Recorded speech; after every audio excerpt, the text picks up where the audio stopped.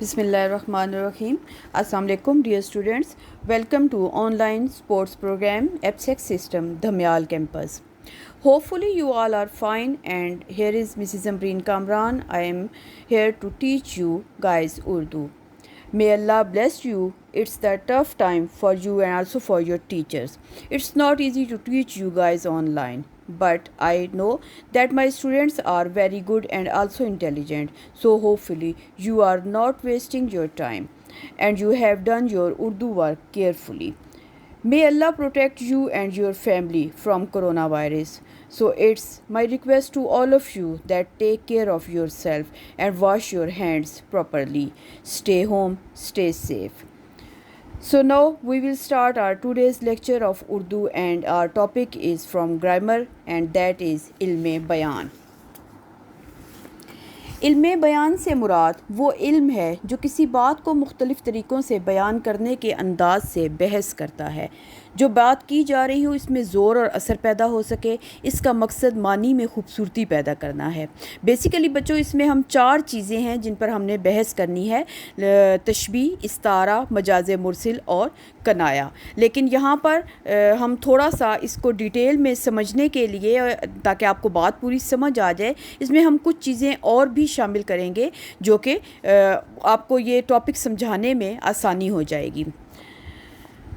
علم بیان کی اصطلاح میں جو چیزیں ہم نے ڈسکس کرنی ہیں وہ ہیں روزمرہ، محاورہ، ضرب الامثال، تشبیہ، استعارہ، مجاز مرسل، کنایا اور تلمیح.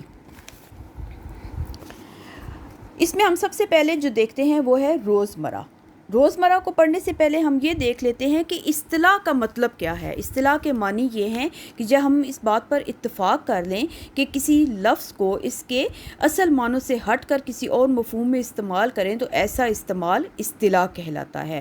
جیسے اگر ہم ایک ورڈ ہے صلاۃ، ٹھیک ہے، صلاۃ عربی زبان کا لفظ ہے جس کے لغوی معنی ہیں دعا کے، لیکن ہماری جو امت مسلمہ ہے وہ اس کو صلاۃ کو اس کے لیے نماز کا لفظ ہم استعمال کرتے ہیں. ہم صلاۃ بہت کم کہتے ہیں، ہم نماز کا لفظ استعمال کرتے ہیں. نماز کو ہم عبادت اور دعا دونوں کے طور پہ استعمال کرتے ہیں. ٹھیک ہے، تو بیسیکلی جو اصطلاح ہے وہ اس چیز کو کہا جاتا ہے. ابھی ہم دیکھتے ہیں کہ روزمرہ کا کیا مطلب ہے. روزمرہ اس بات چیت کا نام ہے جو اہل زبان کے اسلوب بیان کرے، طریقۂ اظہار اور گفتگو کے انداز کے مطابق ہو. مثلا جیسے اگر ہم ایک مثال دیکھ لیتے ہیں، جیسے ہم بولتے ہیں 2 4 4 6 اور 8 10 وغیرہ، یہ بغیر عطف و اضافت کے اہل زبان کے اسلوب بیان کے مطابق ہیں، لہٰذا یہ روزمرہ ہے. اگر اس میں تھوڑی سی قیاس کر کے کوئی شخص 2 ہی 2 کے فاصلے سے بات کرے، جیسے 6 8 16 18 17 19، تو یہ وہ ورڈز ہیں جو کہ ہم روزمرہ کی زبان میں نہیں بولتے، چنانچہ ہم اس کو اپنی روزمرہ کی زبان نہیں کہیں گے. سیکنڈ ہم جو ڈسکس کریں گے وہ ہے محاورہ. محاورے کے معنی ہے گفتگو اور بات چیت کی ہیں، چاہے وہ گفتگو اہل زبان کے اسلوب بیان کے مطابق ہو یا نہ ہو. اصطلاحی علم بیان میں اس کلمے یا کلام کو محاورہ کہتے ہیں جو اہل زبان کے اسلوب بیان کے مطابق ہو اور اپنے حقیقی معنی میں نہیں بلکہ مجازی معنوں میں مستعمل ہو. ٹھیک ہے، جیسے ہم اپنی روزمرہ کی زندگی میں بہت سے محاورات اکثر بولتے رہتے ہیں. جیسے 3 4 مثالیں میں آپ کو دیتی ہوں، جیسے آبرو رکھنا، آستینے چڑھانا، 4 چاند لگانا، عید کا چاند ہونا، وارے نیارے ہونا، یہ ساری کی ساری محاورات کی مثالیں ہیں. تیسرا جو ہمارا ٹاپک ہے وہ ہے ضرب الامثال. اگر ہم عنوان کو ہی دیکھیں تو یہ 2 لفظوں سے مرکب ہے. ضرب الامثال، ضرب کے معنی ہے بیان کرنا، اور امثال آپ کو پتہ ہے کہ یہ جمع ہے مثل کی. ٹھیک ہے، مثل کہتے ہیں مثال کو، مثل کے معنی جو ہیں وہ مثال ہیں. یوں ضرب الامثال کے معنی ہوئے مثالیں بیان کرنا، مگر یہ مثالیں یوں عام نہیں ہوتی بلکہ بہت خاص ہوتی ہیں. یعنی مثال کے چند الفاظ ایک پوری کہانی ہوتے ہیں یا پورا قصہ یا واقعہ بیان کرتے ہیں، جس کی وجہ سے یا جس کو سن کے ہمارے دماغ میں وہ پورے کا پورا قصہ آ جائے. اس کو آپ اردو زبان میں کہاوت کا نام بھی دے سکتے ہیں. ٹھیک ہے، ہم یہاں پہ ایک چھوٹی سی مثال چلیں دیکھتے ہیں اس کی پوری کہانی کے ساتھ کہ ضرب المثل کس چیز چیز کو کہا جائے گا. ہماری ایک بڑی مشہور ضرب المثل ہے بخشو خالہ بھی بلی چوہا لنڈورا ہی بھلا. اب یہ کیا ہے, اس کے پیچھے پوری کہانی کیا ہے کہ کوئی ایک بلی تھی جو بہت زیادہ بھوکی تھی اور وہ چوہے کے آگے پیچھے پھر رہی تھی, کوشش کر رہی تھی کہ کسی طرح سے وہ چوہے کو پکڑ لے اور چوہے پہ حملہ کر کے اس کو کھا لے. لیکن چوہا بھی اتنا معصوم تو نہیں تھا اور ویسے بھی اپنی جان بہت زیادہ پیاری ہوتی ہے, چنانچہ چوہا ادھر سے ادھر بھاگتا رہا, بلی سے چھپتا رہا, لیکن بلی بھی اس کے پیچھے پڑی رہی کیونکہ وہ شدید بھوکی تھی. چنانچہ جب چوہا اپنے بل میں چلا گیا تو اب بلی کو اور کوئی طریقہ نظر نہیں آ رہا تھا, چنانچہ وہ بہلا پھسلا کے اس کو باہر لانا چاہتی تھی. اس نے اس کی بلائیں لیں اور اس کی منت سماجت کی, پیار محبت جتایا کہ کسی طرح سے وہ باہر آ جائے. اب وہ چوہا بیچارہ باتوں میں آ گیا, چنانچہ وہ باہر آ گیا. جیسے ہی وہ باہر آیا بلی نے فوراً جھپٹا مارا اور اس کو پکڑنے کی کوشش کی. کسی بھی طرح سے بلی سے جان بچاتے ہوئے وہ اندر بھاگا بل کی طرف, لیکن اس دوران کیا ہوا کہ اس کی دم جو ہے وہ بلی کے ہاتھ میں آ گئی. چنانچہ بلی نے اسے بڑی منتیں کی کہ بیٹا تم باہر آ جاؤ, میں تمہاری دم جوڑ دوں گی اور کچھ نہیں کروں گی. تو اس بات پر چوہے سارا معاملہ وہ سمجھ گیا کہ یہ بلی کیا چاہ رہی ہے. چنانچہ اس نے یہ کہا بخشو خالہ بھی, آپ کو پتہ ہے نا کہ اس کو بلی کو چوہے کی خالہ کہا جاتا ہے, کہ بخشو خالہ بھی بلی چوہا لنڈورا ہی بھلا. یعنی کہ جب کسی دشمن سے جان بچانے کا وقت آتا ہے یا اپنے آپ کو ہم دشمن کو پہچان لیتے ہیں اور ہم چاہتے ہیں کہ ہم کسی طرح اس سے بچ جائیں, تو یہ والی مثل وہاں پر بولی جاتی ہے. ٹھیک ہے, تو یہ ضرب الامثال اس چیز کو کہا جاتا ہے.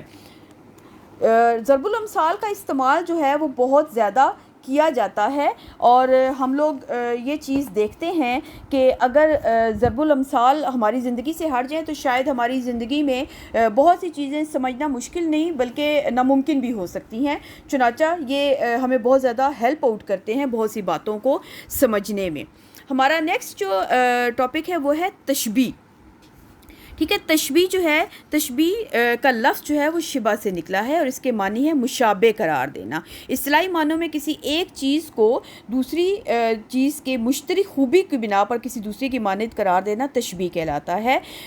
شرط کیا ہے کہ دوسری چیز اس خوبی کا جامع اور معروف ہو. جیسے اگر ہم ایک مثال لیتے ہیں, علی شیر کی طرح بہادر ہے. اب اس جملے میں علی کو اس کی بہادری کی وجہ سے شیر کے ساتھ تشبیہ دی گئی ہے.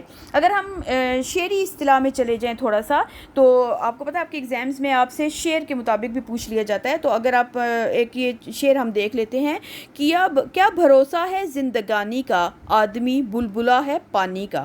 اب اس شعر میں آپ دیکھیں کہ شاعر نے انسانی زندگی کو فانی اور مختصر ہونے کی وجہ سے پانی کے بلبلے سے تشبیہ دی ہے. اگر آپ نے کبھی ایکسپیرینس کیا ہو تو آپ نے دیکھا ہوگا کہ پانی کے اوپر جو بلبلا بنتا ہے وہ ہارڈلی 1 سیکنڈ یا 2 سیکنڈ یا حد ہے 5 سیکنڈ, اس کے بعد وہ بلبلا ختم ہو جاتا ہے. چنانچہ شاعر نے کیا کیا ہے کہ اس کو مثال میں اس کو یہ کہا ہے کہ انسان کی زندگی بھی بالکل جو ہے وہ پانی کے بلبلے کی طرح ہے جو کہ فوراً سے پہلے ختم ہو جاتی ہے. تو اس کو ہم کیا کہیں گے, تشبیہ, یعنی کسی دوسری چیز کی مانند قرار دینے کو تشبیہ کا لفظ کہا جاتا ہے. نیکسٹ ہمارا جو ٹاپک ہے وہ ہے استعارہ. استعارہ کے لغوی لفظی معنی جو ہے وہ ادھار لینے کے ہیں. علم بیان کی اصطلاح میں جب ہم کسی چیز کے معنی مستعار لے کے یعنی ادھار لے کے کسی دوسری چیز کے لیے استعمال کرتے ہیں تو اسے استعارہ کہتے ہیں. جیسے آپ دیکھیں, ماں نے کہا میرا چاند اسکول سے آ گیا, باپ نے کہا میرا بیٹا رستم ہے, کس شیر کی آمد ہے کہ زن کا رہا ہے. اب اگر ان جملوں میں آپ تھوڑا سا غور کریں تو پہلے جملے میں میرا چاند اسکول سے آ گیا ہے, یعنی بچے کو چاند, بچے کو یعنی کہ ہر ماں کو اپنا بچہ بہت پیارا لگتا ہے. چنانچہ بچے کو چاند, آپ کو پتہ ہے دنیا کی سب سے خوبصورت چیز چاند کو کہا جاتا ہے. تو ہر ماں کو چونکہ اپنا بچہ پیارا لگتا ہے تو وہ ماں جو ہے وہ چاند کے ساتھ چاند کی خوبصورتی جو ہے وہ ادھار لے کے اپنے بچے کے ساتھ جوڑ رہی ہے, یعنی کہ میرا بچہ چاند جیسا ہے. اس کے علاوہ رستم, آپ کو پتہ ہے کہ رستم جو ہے ایک بہت بہادر انسان تھا, اور یہاں پر آپ دیکھیں کہ میرا بیٹا رستم ہے, یعنی کہ رستم چونکہ بہادر تھا وہ ایک شیر کے ساتھ اس کو تشبیہ دی جاتی تھی. تو جب کسی کا بیٹا بہادر ہوتا ہے, کسی کا بچہ بہادر ہوتا ہے, تو وہ اس کو رستم کے ساتھ تشبیہ دیتے ہیں.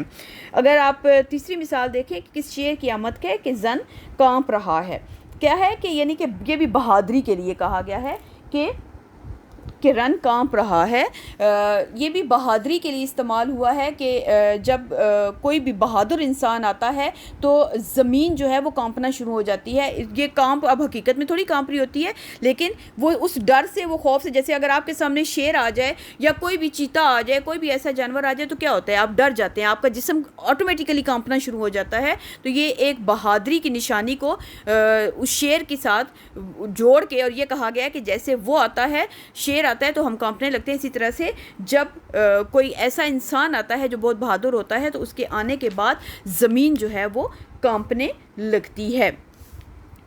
نیکسٹ ہمارا جو ٹاپک ہے وہ ہے مجاز مرسل. اگر کسی لفظ کو حقیقی کی بجائے مجازی معنوں میں استعمال کیا جائے اور دونوں میں تشبیہ کے علاوہ کوئی اور تعلق ہو تو وہ مجاز مرسل کہلاتا ہے. ٹھیک ہے، یعنی کہ ہم اپنی کوئی بات اس طریقے سے کریں کہ جو تشبیہ تو نہ ہو لیکن وہ آپس میں غیر حقیقی معنوں میں وہ جڑ رہے ہوں تو اس کو ہم کہیں گے. جیسے آپ کی اپنی کتاب کی مثالیں ہیں، انسان کی زندگی 4 دن کی ہے. ٹھیک ہے، اب آپ دیکھیں کہ اس میں جز بول کر کل مراد لی گئی ہے. اس کے علاوہ آپ دوسری مثال دیکھیں، اگر حکیم صاحب نے نبض پر ہاتھ رکھ کر مرض کی تشخیص کر دی، یہاں کل بول کر جز مراد لی گئی ہے، یعنی نبض پر ہاتھ نہیں بلکہ 2 یا 3 انگلیاں رکھی جاتی ہیں، جبکہ جب بولا جاتا ہے تو یہی کہا جاتا ہے کہ ہاتھ رکھا گیا ہے. برسے کا آج خوب دھواں دھار ابر ہے، یہاں سبب ابر بول کر مسبب پانی مراد لیا گیا ہے. مجھے کہنا ہے کہ کچھ اپنی زبان میں، یہاں آلہ جو ہے وہ زبان ہے، بول کر وہ چیز جو کہ بولی مراد لی گئی ہے جس کے لیے یہ آلہ بنایا گیا ہے. ٹھیک ہے، یعنی کہ مجاز مرسل کی ہم جو تعریف ہے وہ اس طرح سے کر سکتے ہیں کہ اگر کسی لفظ کو حقیقی کی بجائے مجازی معنوں میں استعمال کیا جائے اور وہ تشبیہ کے ساتھ کوئی تعلق نہ ہو، یعنی تشبیہ کے علاوہ کوئی اور تعلق ہو تو وہ مجاز مرسل کہلاتا ہے. نیکسٹ ہمارا جو ٹاپک ہے وہ ہے کنایا. کنایا کے لغوی معنی چھپی ہوئی بات کرنے کے ہیں. اصطلاح میں کنایا ایسے لفظ یا لفظوں کے مجموعے کو کہا جاتا ہے جو مجازی یا غیر حقیقی معنوں کے لیے استعمال کیے جائیں. کنایا کے مجازی معنی لغوی معنی ہیں، کچھ نہ کچھ تعلق رکھنے مگر یہ تعلق تشبیہ نہ ہو. کنایا کی چند مثالیں ہم اس طرح سے دیکھ لیتے ہیں. اس کو کالے نے کاٹا. ابھی آپ دیکھیں اس کو کالے نے کاٹا، یعنی یہاں پہ کالا جو ہے یہ سانپ کے لیے کنایا استعمال ہوا ہے، سانپ کے لیے. ٹھیک ہے، کہ اس کا یہ نہیں کہا گیا کہ اس کو سانپ نے کاٹا، وہاں پہ کہا گیا ہے اس کو کالے نے کاٹا. بیٹے کو عرصے بعد دیکھ کر ماں کا کلیجہ ٹھنڈا ہوا. یہاں پہ کلیجہ ٹھنڈا ہونے سے مراد یہ تھوڑی ہے کہ کلیجے کے اوپر برف کی سل رکھ دی گئی ہے تو وہ ٹھنڈا ہو گیا، ایسا نہیں ہے. یہاں پر یہ کنایا ہے جو کہ خوشی اور راحت کے لیے بولا گیا ہے. اپنے سفید بالوں کا کچھ خیال کرو. اب یہاں پہ کیا ہے، سفید بال آپ کو پتہ ہے یہ بزرگی کی علامت ہوتے ہیں، تو یہ یہاں پہ سفید بال یعنی کہ بڑھاپے کے لیے یہ کنایا استعمال ہوا ہے. جب سے چولہا ٹھنڈا ہوا کسی رشتہ دار نے خبر نہ لی. چولہا ٹھنڈا ہونے سے کیا مراد ہے، غربت، یعنی کہ جب سے ہمارے گھر میں کچھ پکا نہیں ہے، کسی رشتہ دار نے بھی ہماری کوئی خبر نہیں لی کہ آپ کس حال میں ہیں. وہ بڑا تنگ دل ہے. تنگ دل کا مطلب یہ تھوڑی ہے کہ کوئی اس کا دل کمزور ہو گیا ہے یا وہ چھوٹا ہو گیا ہے یا کاٹ دیا گیا ہے دل کو، بلکہ یہاں پر تنگ دل جو ہے یہ گھٹیا، کنجوس، اس ٹائپ کے جو لوگ ہوتے ہیں نا ان کے لیے یہ ورڈ استعمال ہوا ہے تنگ دل کا. ٹھیک ہے، نیکسٹ ہمارا جو ہے وہ ہے تلمی. تلمی بیسیکلی اگر آپ اس کو بہت زیادہ ڈیپلی نہ بھی لینا تو ہم اس کی صرف سٹارٹ دیکھ لیتے ہیں کہ اس کے تلمی کہتے کس چیز کو ہیں. تلمی کسی بات کو اچھی طرح سمجھانے کی ایک تدبیر ہے، یعنی کہ کوئی ایک ایسی بات جو کہ کوئی پوری کہانی سنا کے اور آخر میں اس بات کو بات سمجھانے کے لیے کوئی پوری کہانی سنائے اور اس بات کو اس کے ساتھ جوڑ دے، اس چیز کو تلمی کہا جاتا ہے. یعنی کہ اس کی وضاحت 2 طرح سے ہم کر سکتے ہیں. جیسے پہلے سنے ہوئے کسی واقعے کو سنایا جائے اور پھر اس پر موجودہ صورتحال کی مطابقت سمجھائی جائے. اس کے علاوہ اس کے نتیجے کی یکسانیت پر روشنی ڈالی جائے کہ فلاں نے یہ کیا تھا تو اس کے ساتھ یہ ہوا تھا، آپ یہ کرو گے تو آپ کے ساتھ یہ ہوگا. دس از کالڈ تلمی. ٹھیک ہے, یہاں پہ ہم ایک مثال لیتے ہیں یہاں پر تلمی کی, آپ کی اپنی کتاب کی ہی یہ بھی مثال ہے کہ حضرت ابراہیم خلیل اللہ علیہ السلام اللہ کے بہت بڑے بلند مرتبہ رسول تھے, لوگوں کو اللہ کی طرف بلاتے اور سچی راہ دکھاتے تھے. ایک مرتبہ نمرود نے آپ کو ختم کرنے کا منصوبہ بنایا, لکڑیوں سے میدان بھر کر آگ لگوائی. جب لکڑیاں جل چکی اور انگارے دہکنے لگے تو بادشاہ کے حکم سے حضرت ابراہیم علیہ السلام کو ایک خاص اہتمام سے آگ میں پھینک دیا گیا, لیکن اللہ تعالیٰ کے حکم سے آگ ٹھنڈی ہو گئی اور اس میدان میں آگ کی بجائے چمن لہلہانے لگا. حضرت ابراہیم علیہ السلام کسی بھی تکلیف کے بغیر وہاں سے نکل آئے. اب یہ اگر ہم اس بات کو موجودہ اپنی زندگیوں کے ساتھ جوڑیں تو اس بات کا مطلب کیا نکلتا ہے کہ ہمارا اللہ تعالیٰ پر جو بھروسہ ہے وہ اگر ہمارا پورے کا پورا یقین, پورے کا پورا بھروسہ ہمارا اللہ تعالیٰ کے ساتھ ہے تو ہم اپنے سارے کے سارے بگڑے ہوئے کام بہت آسانی کے ساتھ کر سکتے ہیں. لیکن صرف شرط یہ ہے کہ اللہ پر ہمارا بھروسہ, ہمارا عقیدہ مضبوط ہونا چاہیے.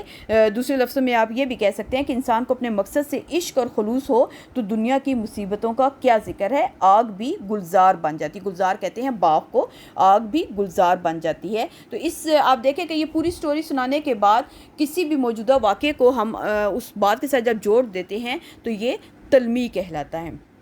بیٹا آپ لوگوں کے پاس آپ کی جو گرامر بک ہے اس کے اوپر اگر آپ page number 43 to 54 page number 43 to 54 آپ کی اردو قواعد و انشاء جو کتاب ہے اس کے اوپر آپ کو یہ ساری ڈیفینیشنز بھی مل جائیں گی, مثالیں بھی مل جائیں گی. تو آپ نے جو ریٹن کام کرنا ہے نا وہ آپ نے اس طریقے سے کرنا ہے, یعنی کہ وہاں سے کم از کم آپ نے ہر ایک کی 2 مثالیں لینی ہیں. لیکن جن چیزوں کے ساتھ جیسے اب یہ تلمی کا پورا ایک واقعہ لکھا ہوا ہے تو آپ کوئی ایک واقعہ جو آپ کو اچھا لگے, ان میں سے واقعات بہت سے لکھے ہوئے ہیں, کوئی ایک واقعہ آپ وہاں پر مینشن کر سکتے ہیں. لیکن کام آپ نے شیٹس کے اوپر کرنا ہے پراپر ٹاپک دے کے. اور ویک نمبر 6 کا جو ہے یہ آپ کا کام ہے.